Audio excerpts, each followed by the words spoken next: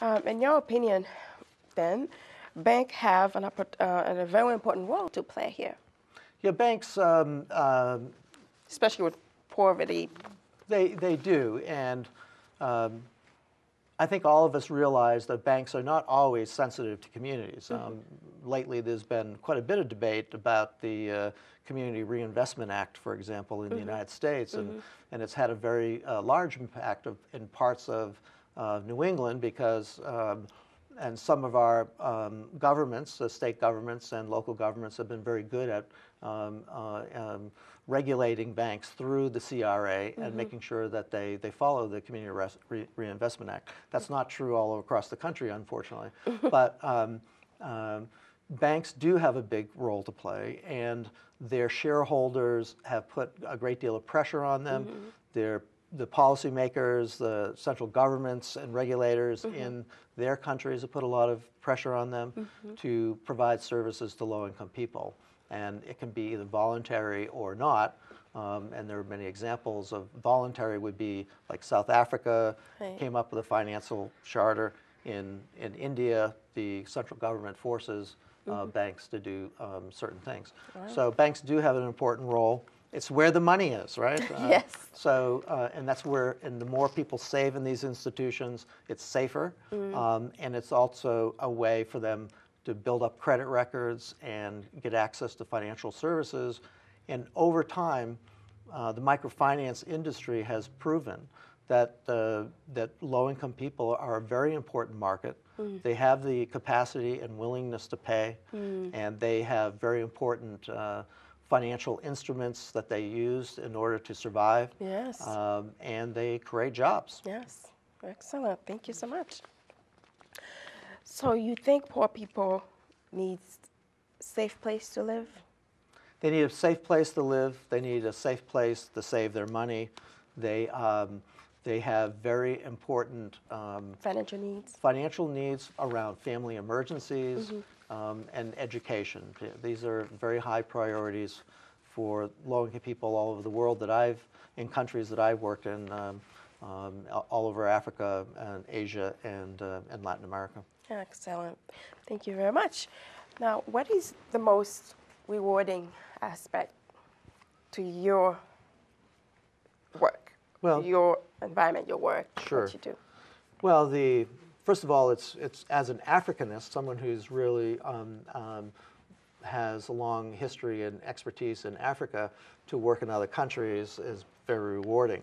But what I find particularly rewarding, of course, is to go to places where people have gotten access to financial services and see how it's had an impact on their everyday lives.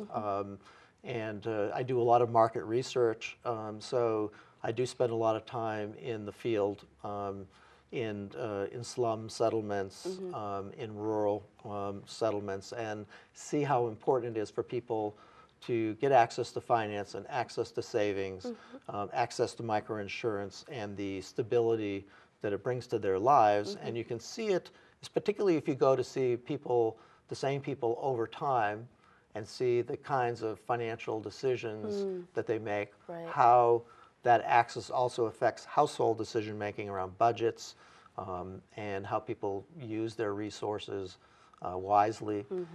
Also, what's really exciting for me is to see how people feel a real, what they call a kinship obligation. They feel a real obligation to their family members, their extended family, both rural and urban, and that's very important. Sometimes it has a repressive aspect to it, but oftentimes it has a very liberating aspect to it, and it's profound, and it's very important in most cultures. Excellent. Thank you so much. Thank you. Do you want to leave us with a positive comment for the youth today in our society? Well, thanks for asking me that question. It's a very important one. Thank you.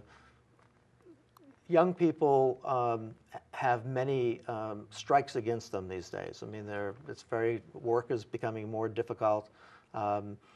What's really important in the field that I'm in, and would really encourage people, young people, to think about ways in which they can become involved in their communities.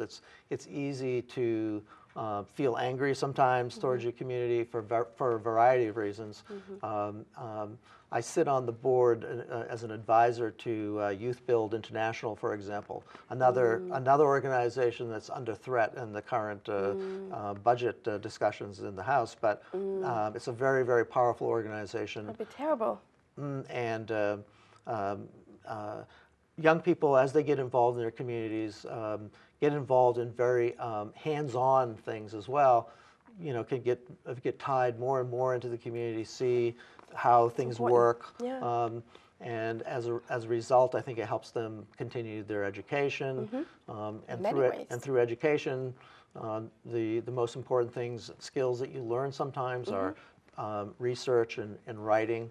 These are very important skills that can be used across different sectors, and in my field, it's extraordinarily important. And I enjoy working with some of our younger consultants in particular, and to see their inspiration that they get from their experiences as young people before they actually get to working for me.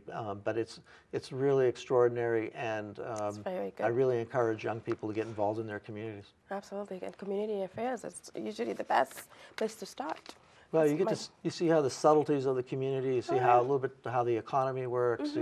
You get a sense of belonging, and that's very important. It could be anything. It could be school, after-school program. It could be anything. Yeah. No. Okay. It was a pleasure having you here today, Mr. Hogan. Well, thank you, Nicole. It's nice to meet you. Thank you very much for coming. Thank you. Very good.